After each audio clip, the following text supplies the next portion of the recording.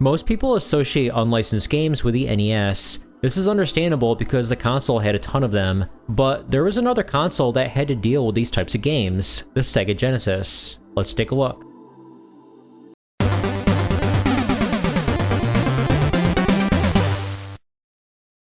What's going on? It's Podrez coming at you with another video.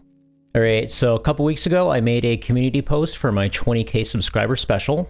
That video is going to be coming out on Friday, 2 days from now, so if you want to see some behind the scenes Podrez stuff, well, stay tuned. Check out our Discord server, discord.podrez.net, or click on the link right in the description. Anyway, let's talk about Accolade.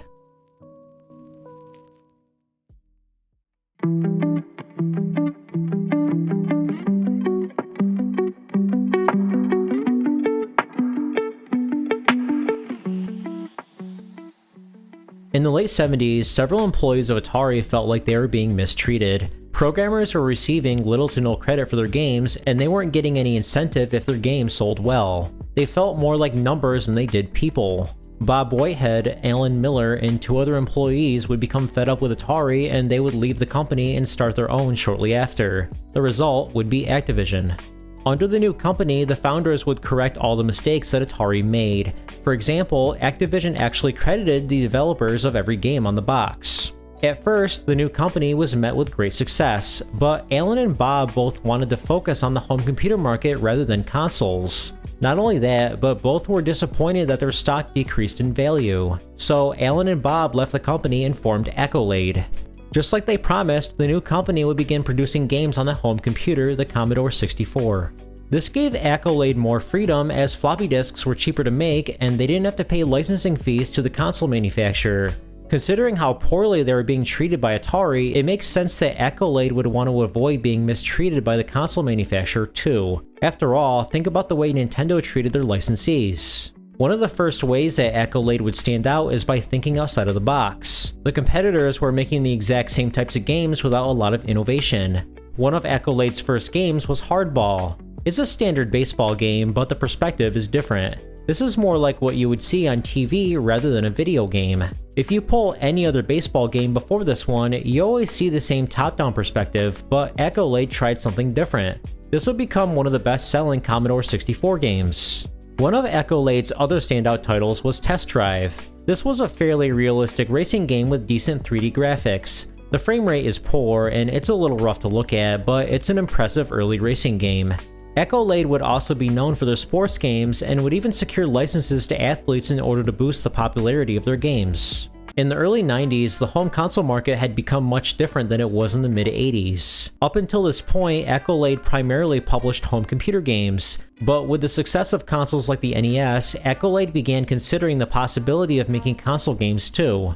They would shift focus on the Sega Genesis. They would publish many games on the platform, so let's take a look at a bunch of them.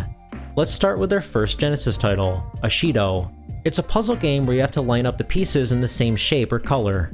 The goal is to place all 72 pieces on the playfield. This is somewhat challenging though because not all pieces go together. It's nothing special, but playable. Here's Turrican. This was originally a Commodore 64 game that was ported over to the Genesis later on. It's a shoot 'em up where you just have to walk to the right and avoid getting hit too many times. You have various weapon upgrades like a spread shot, and you have temporary items that help you out along the way. The controls are a mixed bag. The jumping is excellent and I like how floaty your character is, but you can't shoot above you or diagonally, which severely limits your range. A lot of enemies come from above, so you have no way to defend yourself. You do have a laser beam that can shoot up, but your character locks in place whenever you use it. Honestly, they should have taken lessons from Contra.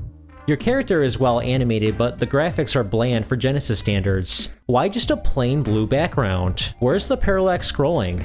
This is an okay game, but could have been better if the controls were improved. Let's take a look at Jack Nicklaus's Power Challenge Golf. This is an example of Accolade using a license to boost the sales of a game. It's a standard golfing game that aims to be realistic. It's okay, but in my opinion, it tries a little too hard to be realistic. Every time the ball moves, or if you move, the screen has to update. Is the Genesis really this underpowered? I get that Accolade had a lot of success with realistic type games, but I think an isometric 3D perspective would have been more playable. Here's another license-based sports game, Pele.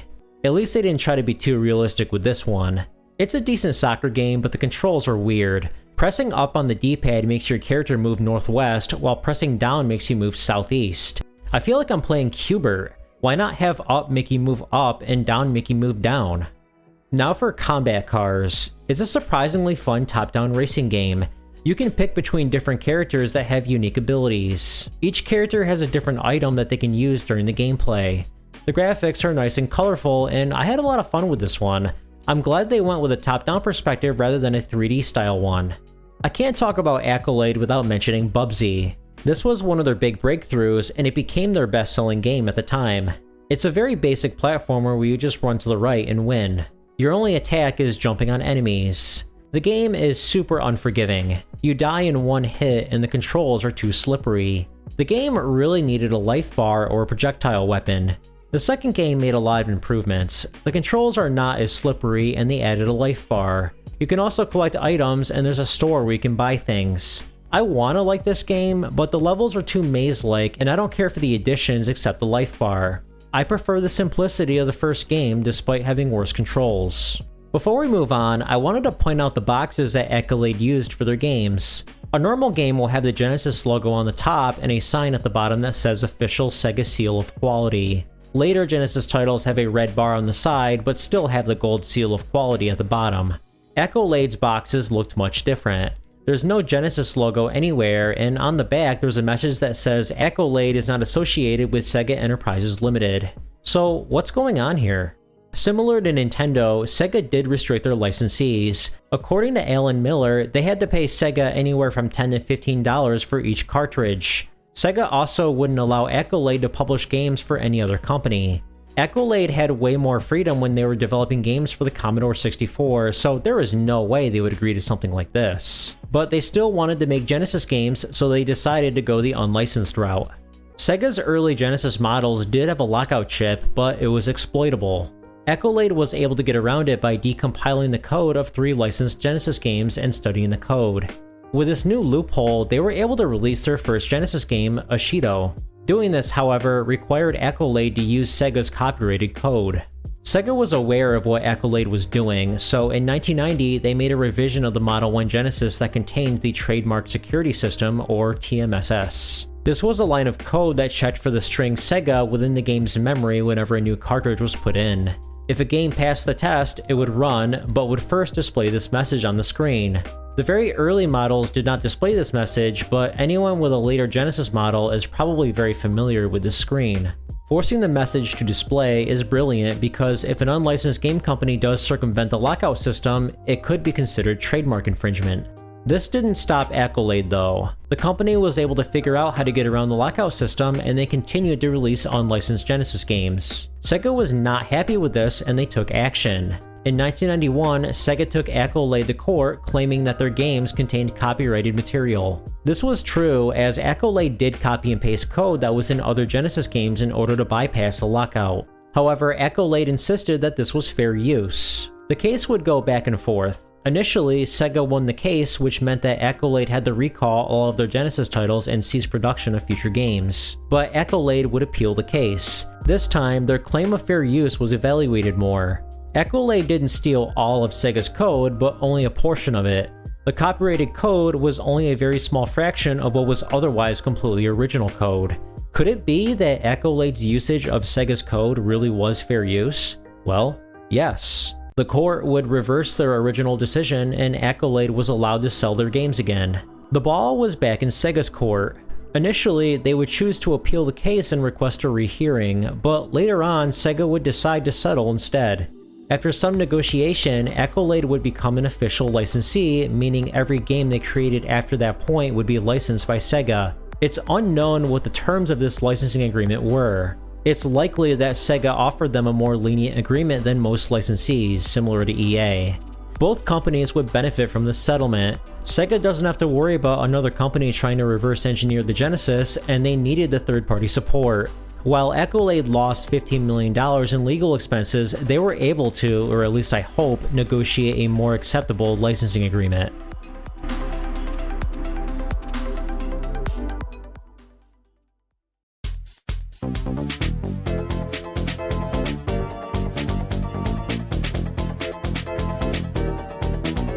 Hey, I just wanted to thank you so much for watching this video. If you made it this far, hit that like button.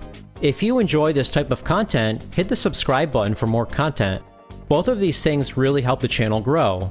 If you have anything to share, feel free to leave a comment. I read every single comment on this channel, and I'm pretty good at replying back. Anyway, have a good one.